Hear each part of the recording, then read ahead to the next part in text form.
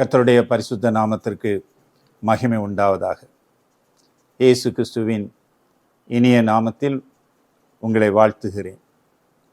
தேவ கிருபை நம் அனைவரோடும் இருப்பதாக. இன்று உங்களோடு தியானிப்பதற்கு எடுத்துக்கொண்ட வேத வசனம் எசேக்கியேல் தீர்க்கதரிசியின் புஸ்தகம் 18ஆம் அதிகாரம் 32ஆம் வசனம். அதிவிதமாய் சொல்லுகிறது, மனம் திரும்புங்கள், அப்பொழுது பிழைப்பீர்கள். இஸ்ரவேல் ஜனங்கள் தங்கள் பாவத்தை உணர்ந்து அறிக்கையிட்டு மனம் திரும்பிய பொழுது அவர்கள் வாழ்வடைந்தார்கள். அவர்கள் பிழைத்தார்கள், பிழைத்திருந்தார்கள். தேவன் அவர்களோடு இருந்தார். அவர்கள் ஜெயத்தை பெற்றார்கள். எப்பொழுது அவர்கள் பாவம் செய்தார்களோ அப்பொழுது அழிந்து போனார்கள். தனது சொத்துக்களை தகப்பனிடத்திலிருந்து கேட்டு பெற்று அதை விற்று ஒரு அழித்து பாவ செயலில் ஈடுபட்ட ஒரு குமாரன் தன்னுடைய சொத்துக்களை எல்லாம் விற்று செலவு செய்து தன் இஷ்டம் போல் வாழ்ந்தான். எல்லாவற்றையும் இழந்த பின்பு அவன் தன் பாவ வாழ்க்கையை உணர்ந்தான். தன்னுடைய பாவ வாழ்க்கையை உணர்ந்த பொழுது அவனுக்கு உணர்வு வந்தது. அவனுடைய வாழ்க்கையில் ஒரு புத்தி வந்தது. அப்பொழுது அறிக்கையிட்டான். தன்னுடைய தகப்பனிடத்தில் போனான். தகப்பனே, உமக்கு விரோதமாகவும் பரத்திற்கு விரோதமாகவும் நான் பாவம் செய்தேன். உம்முடைய குமாரனாய் இருப்பதற்கு நான் தகுதி உள்ளவன் அல்ல. உம்முடைய வேலைக்காரில் ஒருவனாக என்னை ஏற்றுக்கொள்ளும் என்று சொல்லி தன் தகப்பனிடத்தில் முறையிடுகிறான். தகப்பனோ அவனை மன்னித்து அவனை ஏற்றுக்கொண்டு அவனுக்கு எல்லா நன்மைகளையும் செய்து அவன் வாழ்ந்து பிழைத்திருக்கும்படி செய்தான். வேதம் சொல்லுகிறது, நீதிமொழிகள் 28ஆம் அதிகாரம் 3ஆம் வசனம் சொல்லுகிறது, தன் பாவங்களை மறைக்கிறவன் வாழ்வடைய மாட்டான். அதை அறிக்கை செய்து விட்டு விடுகிறோனோ இரக்கம் பெறுவான் என்று சொல்லப்பட்டிருக்கிறது. எனக்கு பிரியமானவர்களே, நம் பாவத்தை உணர்ந்து தேவ சமூகத்திலே அறிக்கையிடுவோமானால் சர்வ வல்லமுள்ள தேவன் நம்மை மன்னிப்பார். நமக்கு ஒரு வாழ்வு தருவார். நம்முடைய வாழ்வு செழிக்கும். பொதுவாக உலகத்திலே 2 விதமான வாழ்க்கை வாழ்கிறார்கள். ஒரு சாரார் தேவனை சார்ந்திருந்து தேவனை விசுவாசித்து அவருடைய வார்த்தையில நிலைத்திருந்து ஒரு பரிசுத்த வாழ்க்கை வாழ்கிறார்கள். அவர்களை பற்றி சங்கீதம் 1 சொல்லுகிறது, கர்த்தருடைய வேதத்திலே பிரியமாயிருந்து இரவும் பகலும் அதில் தியானமாயிருக்கிற மனுஷன் பாக்கியவான். அவன் நீர்க்கால்களின் ஓரங்களில் நடப்பட்டு தன் கனியை தந்து இலையுதிராதிருக்கிற மரத்தை போல் இருப்பான். அவன் செய்வதெல்லாம் வாய்க்கும். பிரியமானவர்களே, நம்முடைய வாழ்க்கையிலே வேத வசனத்தை தியானித்து கர்த்தர் செய்த நன்மைகளை தியானித்து அவரோடு இசைந்திருந்து நாம் அவரிடத்தில் ஒரு விண்ணப்பத்தை வைத்தால் அவர் நிச்சயமாய் நமக்கு செய்வார். நம்மை ஆசீர்வதிப்பார். அவனுடைய வாழ்க்கை செழிப்பாக மாறும். நாம் செய்வதெல்லாம் நன்மைக்கு ஏதுவாக இருக்கும். ஒரு வெற்றி உள்ள வாழ்க்கையை நாம் பார்ப்போம். 2வது ஒரு வாழ்க்கை, அது மாம்சத்துக்குரிய வாழ்க்கை. ரோமர் 8ஆம் அதிகாரம் 5-6 விதமாய் கூறுகிறது, மாம்சத்திற்குரியவர்களை சிந்திப்பார்கள், ஆவிக்குரியவர்கள் உரியவைகளை சிந்திப்பார்கள். மாம்ச சிந்தை மரணம், ஆவியின் சிந்தை ஜீவனும் சமாதானம். நமக்கு எந்த வாழ்க்கை வேண்டும்? ஒரு சமாதானமான வாழ்க்கை வேண்டுமா? ஒரு மகிழ்ச்சியான வாழ்க்கை வேணுமா? இல்லது அழிவின் வாழ்க்கை வேணுமா? சிந்தித்து பார்ப்போம். மாம்சத்திற்குரியவர்கள் மாம்சத்தின் கிரியைகளாகிய ஜீவனத்தின் பெருமை, மாம்சத்தின் இச்சை, கண்களின் இச்சை, இந்த பாவங்களை விரும்புவார்கள். அதிலே நாடி ஓடுவார்கள். அதில் விழுந்து போவார்கள். உளையான சேற்றிலே எப்படி விழுந்து நம் காலை எடுக்க முடியாமல் திணறுவோமோ அப்படியே அவர்கள் திணறுவார்கள். அவருடைய வாழ்க்கையில சந்தோஷம் இருக்காது. அவருடைய வாழ்க்கையில சமாதானம் இருக்காது. மகிழ்ச்சி இருக்காது. நீதி இருக்காது. நியாயம் இருக்காது. எப்பொழுதும் இருள், எப்பொழுதும் தோல்வி, எப்பொழுதும் நோய், ஒரு இருள் நிறைந்த வாழ்க்கையில் வாழ்வார்கள். கடைசியாக மரணம் அவர்களை அழித்துவிடும். இவ்வுலகிலும் வாழ மாட்டார்கள், அவ்வுலகிலும் இடம் கிடையாது. இப்படி ஒரு வாழ்க்கை, 2 வகையான வாழ்க்கை. பிரியமானவர்களே, இந்த நாளிலும் கூட எந்த வாழ்க்கை நமக்கு வேண்டும்? ஆவிக்குரிய வாழ்க்கை வேண்டுமா, மாம்சத்திற்குரிய வாழ்க்கை வேண்டுமா? சிந்தித்து பார்ப்போம். மாம்சத்திற்குரிய வாழ்க்கையை வாழ்ந்தால் அழிவு நிச்சயம், தேவனோடு வாழ்ந்தால் செழிப்பு நிச்சயம். நாம் சிந்தித்து பார்ப்போம். வேதாகமத்திலே ஆபிரகாம் என்று ஒரு மனிதன், எல்லாரும் அறிந்தவர் தான். அவர் நீதிமான், விசுவாசத்தினால் பிழைத்தவர். அவருடைய வாழ்க்கையில் ஒரு சோதனை வருகிறது. அந்த சோதனை வரும்பொழுது சாராய் சொல்லுகிறாள், இஸ்மவேலையும் அவன் தாயையும் அனுப்பிவிடும் என்று சொல்லி வற்புறுத்துகிறார். அவன் மனம் உடைகிறது. அவன் சம்மதித்தானோ சம்மதிக்கவில்லையோ சரி என்று சொல்லி இருப்பான். ஆனாலும் அவனுக்கு ஒரு நம்பிக்கை இருந்தது. நான் நம்புகிற தேவனை சார்ந்திருப்பேன், தேவனிடத்தில் கேட்பேன், அவர் எனக்கு பதில் சொல்லட்டும் என்று சொல்லி தேவ சமூகத்திலே விழுகிறான். தேவன் சமூகத்திலே அவன் விண்ணப்பம் வைத்த பொழுது தேவனும் சொல்லிவிடுகிறார், நீ அவர்களை அனுப்பிவிடு என்று சொல்லி. அவன் உள்ளம் உடைந்து போனது. உடைந்து போய் அவன் தேவனிடத்தில் ஒரு வார்த்தை கேட்கிறான். எல்லாவற்றையும் இழந்தவனாக தன் குமாரனை எவ்வளவாய் நேசித்திருப்பான். எல்லாம் முடிந்தது என்று சொல்கிற நிலையிலே ஆபிரகாம் தேவனிடத்தில் ஒரு காரியத்தை கேட்கிறான். என் தேவனே, இஸ்மவேல் உமக்கு முன்பாக பிழைத்திருப்பானாக என்று சொல்லி ஒரே ஒரு வார்த்தை தான். ஆனால் இருதயங்களை சோதித்தருகிற தேவனுக்கு ஆபிரகாமின் அங்கலாய்ப்பு தெரியும். அவன் உள்ளம் உடைந்தது தெரியும். அவன் வேதனைகள் தெரியும். அவனுடைய வாழ்க்கையில் அவன் தேவனை விசுவாசித்தான், மகிமைப்படுத்தினான், பக்தி வைராக்கியமாயிருந்தான், நேசித்தான், அவருக்கு அவரை மகிமைப்படுத்தி பலியிட்டான். இவையெல்லாம் என் மகன் செய்வானா? அவனை வழிநடத்துவது யார்?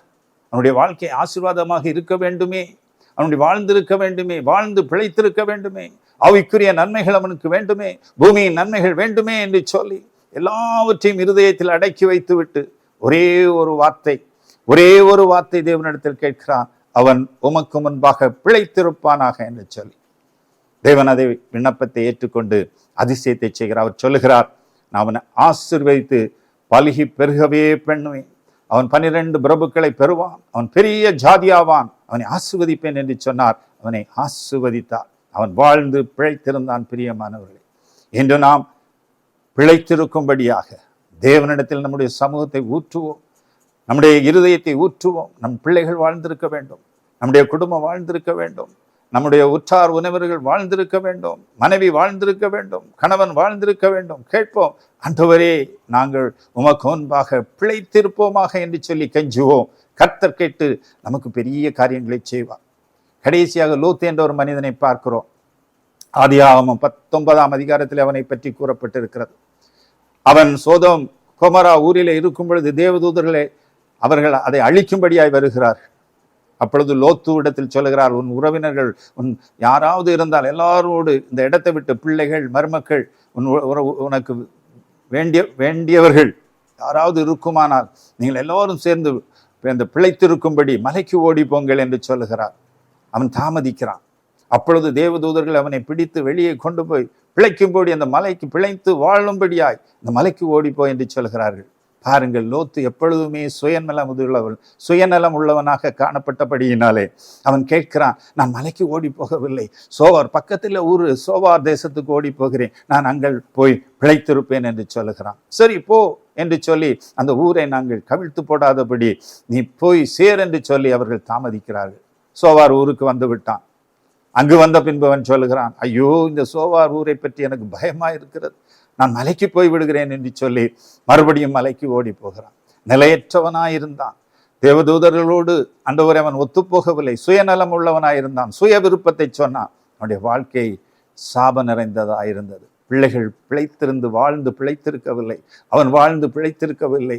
அவனுடைய வாழ்க்கையில ஒரு சாபமான வாழ்க்கை தான் அவன் வாழ்ந்தான். அவன் நிமித்தம் ஒரு சாபமான சந்ததி உருவானது. பிரியமானவர்களே, நம்முடைய வாழ்க்கையை சிந்தித்து பார்ப்போம். இந்த வேளையிலே நாம் ஆவிக்குரிய வாழ்க்கையில வாழ வேண்டுமா, அல்லது மாம்சத்துக்குரியவர்களாயிருந்து அழிந்து போக வேண்டுமா? ஆபிரகாமை போல ஆண்டவரே நாங்கள் பிழைத்திருப்பேனாக என்று கேட்க வேண்டுமா? அப்படியாய் நாம் தேவனிடத்தில் கேட்போம். பிழைத்திருப்போம், வாழ்ந்திருப்போம் என்று சொல்லி நம்பிக்கையோடு ஆபிரகாம் கேட்டது போல கேட்கும் பொழுது தேவன் நம்மை வாழ்ந்து பிழைத்திருக்கும்படி செய்வார், நம்மை ஆசீர்வதிப்பார். கர்த்தர் தாமே இந்த வார்த்தைகளை ஆசீர்வதிப்பாராக. ஆமென். துதிக்கிறோம் அப்பா, நன்றியோடு நாங்கள் தம்மை ஸ்தோத்தரிக்கிறோம். உம்முடைய வார்த்தையை கேட்டதற்காக நன்றியோடு நாங்கள் தம்மை துதிக்கிறோம் ஆண்டவரே. உம்முடைய சமூகத்தில் ஒரு விண்ணப்பத்தை வைக்கும்படியாய் கர்த்தர் இந்த நாளிலே எங்களுக்கு ஒரு அனுகிரகம் தந்திருக்கிறீர். நன்றியோடு நாங்கள் தம்மை ஸ்தோத்தரிக்கிறோம்.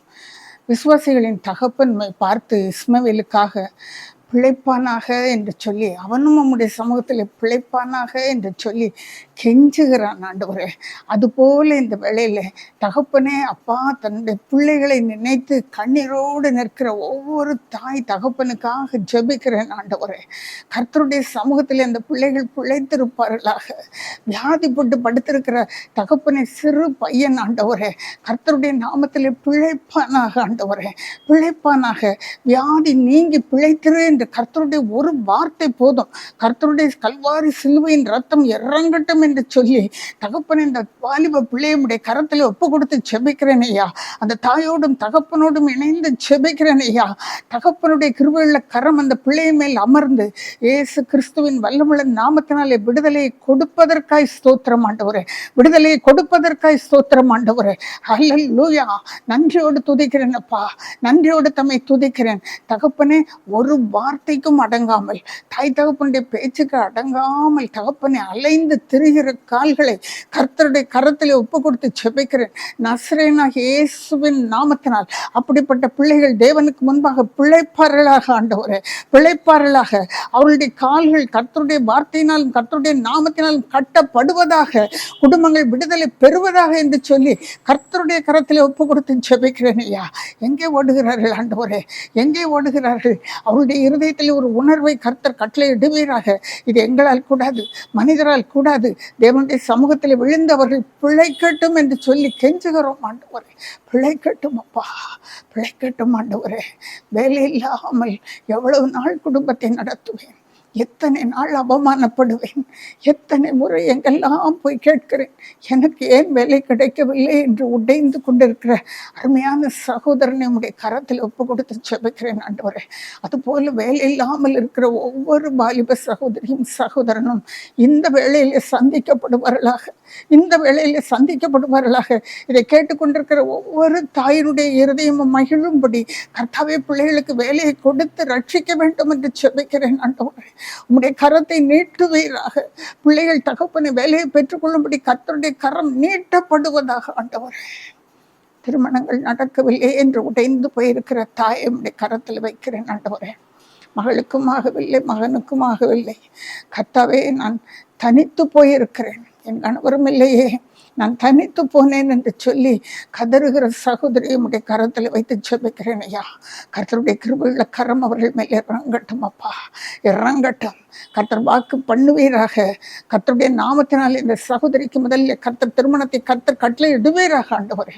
ஏற்ற துணையை கர்த்தர் வாய்க்கு பண்ணுவீராக. தேவனுடைய ஆலயத்தின் கதவுகள் அந்த பிள்ளைக்காக திறக்கப்படட்டும் அப்பா, திறக்கப்படட்டும் ஆண்டவரே. உண்மை நம்பி இருக்கிற பிள்ளைகள் தகப்பனுடைய பாதத்தை பிடித்து கொண்டு கெஞ்சுகிற அந்த தாயுடைய ஜெபத்தை, கண்ணீரை கர்த்தர் துடைத்தருளும் ஆண்டவரே. எப்படி ஜெபிக்கன்னு எனக்கு தெரியல, நான் சரியா ஜெபிக்கிறேனோ இல்லையோ என்று கண்ணீரோடு கலங்குகிற ஒவ்வொரு குடும்பத்தையும் கர்த்தர் சந்திக்க வேண்டும் என்று ஜெபிக்கிறோம். பிள்ளைகள் மக்கு முன்பாக பிழைப்பார்களாக, பிழைப்பார்களாக. வியாதிப்பட்டு போயிருக்கிற ஒவ்வொருவரும் மக்கு முன்பாக பிழைப்பார்களாக ஆண்டவரே, பிழைப்பார்களாக. கர்த்தருடைய கரம் இறங்கட்டும் அப்பா. பிரிந்து போன குடும்பங்கள் இணையட்டும் ஆண்டவரே. ஒவ்வொரு குடும்பமும் கர்த்தருக்கு முன்பாக பிழைக்கட்டும் என்று சொல்லி கர்த்தருடைய கரத்தில் ஒப்பு கொடுத்து ஜெபிக்கிறோம். உம்முடைய மகிமை விளங்கட்டும் ஆண்டவரே, உம்முடைய மகிமை விளங்குவதாக. ஆசீர்வதியும். இந்த ஆசீர்வாதத்தை கர்த்தருடைய சமூகத்திலிருந்து ஒரு மனதோடு எடுத்துக்கொண்டு ஜெபிக்கிறோம் ஆண்டவரே. உடைய கரத்தில் எங்களை தாழ்த்துகிறோம். இயேசுவின் இன்ப நாமத்தில் ஜெபிக்கிறேன் நல்ல பிதாவே, ஆமென். கர்த்தருடைய கிருபையினாலே கடந்த 40 வருடங்களாக நானும் என் கணவருமாக ஊழியம் செய்வதற்கு தேவன் அனுமதி தந்தார். எவ்வளவோ இடங்களிலே ஊழியம் செய்தோம். இருவரும் இணைந்து ஒரே வசனத்தில் தான் இருவரும் பேசுவோம், ஜெபித்து முடிப்போம். அதனால் ஆவியினால் ஏவப்பட்டவர்களாக இந்த முறை கணவர் செய்தி கொடுத்தாலும் கடைசியில் ஜெபித்து முடிப்பது என்ற முடிவோடு இந்த ஊழியத்தை செய்கிறோம். கர்த்தர் இதை உங்களுக்கு அனுகிரகம் பண்ணுவாராக. ஆசீர்வதிப்பாராக. இதன் மூலமாக கட்டாயமாய் ஆசீர்வதிக்கப்படுவீர்கள். எங்களுடைய ஊழிய வாழ்க்கையில் நாங்கள் எப்படி ஆசீர்வதிக்கப்பட்டு ஆத்துமாக்களை ஆதாயம் பண்ணி எப்படி அவர்கள் ஆசீர்வதிக்கப்படுவதை கண்டு மகிழ்ந்தோமோ அதுபோல நிச்சயமாக இந்த ஜெபத்தின் மூலம், இந்த வார்த்தைகளின் மூலம் நீங்கள் ஆசீர்வதிக்கப்பட போவது நிச்சயம். கர்த்தருடைய கரத்தில் ஒப்பு கொடுக்கிறேன். கர்த்தர் தாமே உங்களை ஆசீர்வதிப்பாராக. ஆமென்.